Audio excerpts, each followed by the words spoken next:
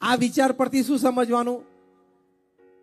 ફરી વખત, દરેક વ્યક્તિ પાસે કંઈક આવડત ને હોશિયારી છે. દરેક વ્યક્તિમાં વિશેષતા. જ્યારે વ્યક્તિમાં શું પશુ પંખીમાં છે ને, તો વ્યક્તિમાં ના હોય તો પછી એનો આદર અને સ્વીકાર કેમ ના હોય?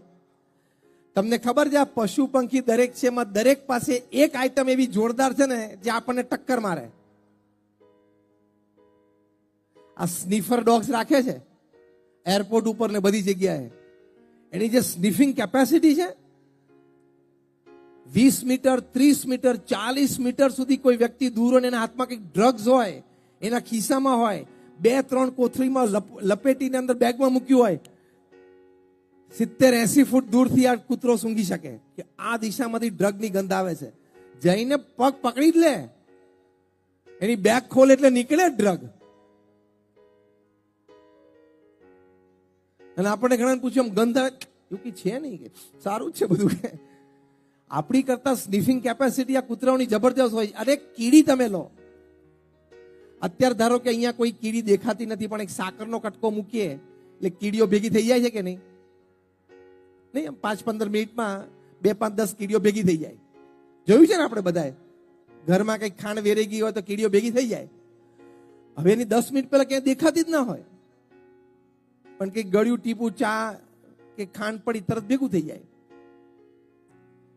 કીડીના પગમાં ધ્યાન રાખજો, માણસની જીભ કરતા ગળપણને ઓળખવાનો 300 ગણો પાવર છે. 300 ટાઈમ્સ પાવર. આપણે મોઢામાં પેંડો મૂકીએ અને ગળ્યો લાગે, આપણી જીભ સેન્સ મોકલે મગજને કે આ ગળ્યું છે, હા, અને આપણને એમ સેન્સ આવે ને કોન્શિયસનેસ આવે કે અચ્છા કંઈક ગળી આઈટમ હું ખાઉં છું. એ જે કોન્શિયસ પાવર ફોર સ્વીટનેસ, એના કરતા કીડી પાસે 300 ગણો છે. બોલો, આપણા કરતા કેવી મોટી વિશેષતા થઈ. અને એ પાછું ગળ પણ ક્યાંકથી ખબર પડી જાય ને એ દિશામાં જઈને ઓળખે, પછી પાછી કીડી ક્યાં જાય?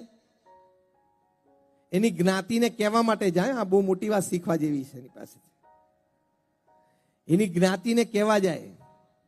અને તમે જોજો, 2 કીડી સામ સામે એમ ટચ થઈને આગળ જતી રહેશે, ટચ થઈને આગળ જતી રહેશે. જોજો, જોયું છે ને આપણે? કારણ કે આપણે બધા ઘણો સમયો કાઢ્યો, ઘરમાં નવરા બેઠો એમ જોતા જ જોઈએ. તો 2 કીડી છે ને આમ ટચ થઈને પછી જતી રહે, ટચ થઈને જતી રહે. એ ટચ થાય ને એમાં બધો ડેટા ટ્રાન્સફર થઈ જાય ગૂગલ મેપ, કે આ દિશામાં સાકરનો કટકો પડ્યો છે, જા.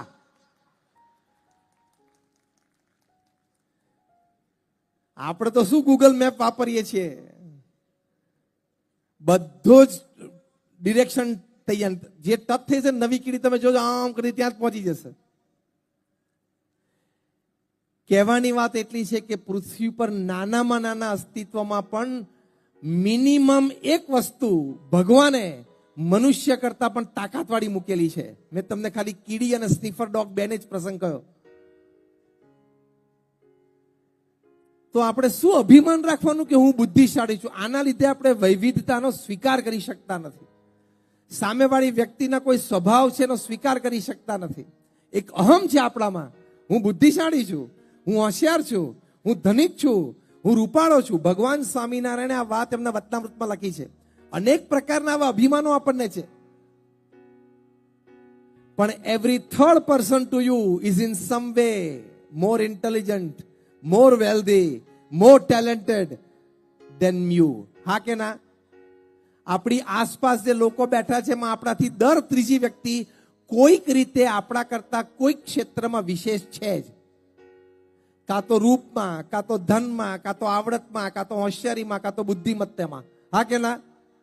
તો આટલું સ્વીકારીએ તો પણ અહંભાવ ઓછો થાય અને દરેક પ્રત્યે આદર અને પ્રેમ જાગે. તો આપણી એકતા સચવાય. અત્યારે પૃથ્વી પર સૌથી મોટી જરૂર એકતાની છે, કે એકબીજાને સમજીએ. જે યુનાઇટેડ નેશન્સનો પ્રોગ્રામની આપણે વાત કરી, લર્ન ટુ લીવ ટુગેધર. એકતા રે તો બધું જ કામ થાય. એકતા રે તો બધી જ પ્રગતિ થાય. એકતા રે તો તમામ પ્રકારની સફળતા પ્રાપ્ત થાય જ. કારણ કે એટલી બધી તાકાત આ એકતામાં રહેલી છે. એકતા રાખવા માટે I am in to the last few minutes of my talk. એકતા રાખવા માટે આપણે થોડું સમર્પણનો ભાવ, થોડો ભોગનો ભાવ, પરિવારમાં વડીલ તરીકે, ધંધા વેપારમાં પાર્ટનરોની વચ્ચે એક વડીલ તરીકે મેચ્યોરિટીથી વર્તવું પડે. થોડો સમયનો ભોગ વધારે, શક્તિનો ભોગ વધારે, આવડત હોશિયારીનો ભોગ વધારે એ આપવો પડે આપણે. ઇન્ક્લુઝન પ્રોગ્રામ એટલે પ્રમોટિંગ ઇન્ક્લુઝન, સમાવેશમાં, દરેકના આદરમાં ગોલ, રોલ, ટોલ ત્રણેય જોઈએ. એક કોમન ગોલ હોય તો બધા ભેગા રહી શકે.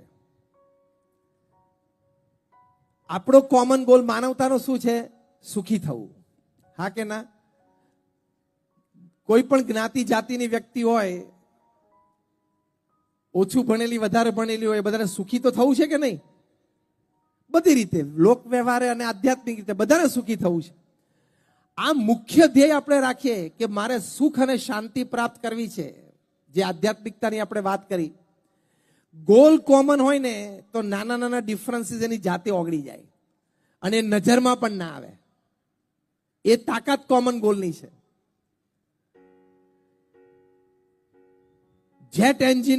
જેટ પ્લેનનું જે એન્જિન છે અને જેટ પ્લેનની પાંખમાં જે નાનો સ્ક્રૂ છે, એ બંનેની કિંમતમાં કેટલો તફાવત? આખું જે જેટ પ્લેન છે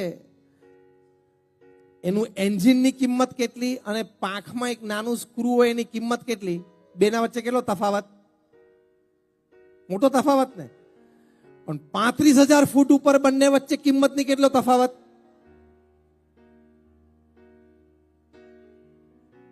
પૃથ્વી ઉપર બંનેની કિંમતમાં બહુ તફાવત છે.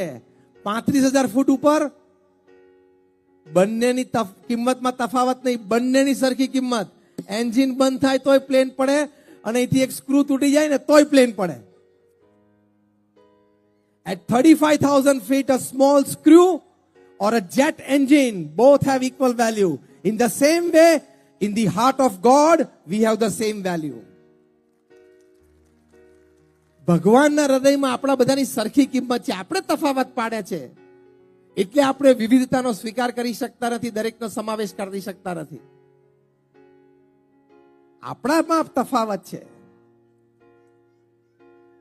તફાવતના સ્વીકારથી જ એકતા આવી શકે. સાચી એકતા એમાં જ રહેલી છે અને સાચી સુખ, પ્રગતિ અને શાંતિ પણ એમાં રહેલી છે. એટલે એ સમજીને સ્વીકારવું કે દરેકમાં વિવિધતા છે પણ ગોલ આપણો કોમન હશે. અમે 2007ની સાલમાં અમારી સંસ્થાનો શતાબ્દી મહોત્સવ ઉજવેલો. BAPS સ્વામિનારાયણ સંસ્થાને 100 વર્ષ પૂરા થયેલા. 2007માં અહીંયા અમદાવાદમાં ભવ્ય 5 દિવસનો ઉત્સવ હતો. એમાં એક દિવસ અમે સંપ દિન ઉજવેલો. એમાં અમારા ગુરુ યોગીજી મહારાજ જે એક પ્રસંગ કહેતા, એની વાત આખી તાદ્રશ મંચ ઉપર કરેલી કે બધા કબૂતર એક દિવસ ચણ કરતા હતા અને પેલા પારગીએ ઝાડ નાખી અને બધા ઝાડમાં ફસાણા અને બધા પોતપોતાની રીતે ઉડાઉડ કરવાનો પ્રયત્ન કર્યો. પણ એમ કે આખી નેટને ઊંચી કરીને થોડે કબૂતરું બહાર નીકળી શકે, નેટનો ભાર જ એટલો હોય.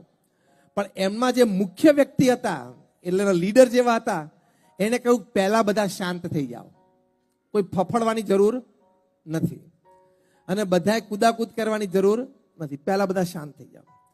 હું તમને 1, 2, 3 એમ બોલું ને એટલે એક સાથે બધા શક્તિ લગાડજો. એમાં કોઈ કબૂતરું નાનું હતું, કોઈ મોટું હતું, એટલે કોઈ બચ્ચું હતું, કોઈ પુષ્ટ હતું.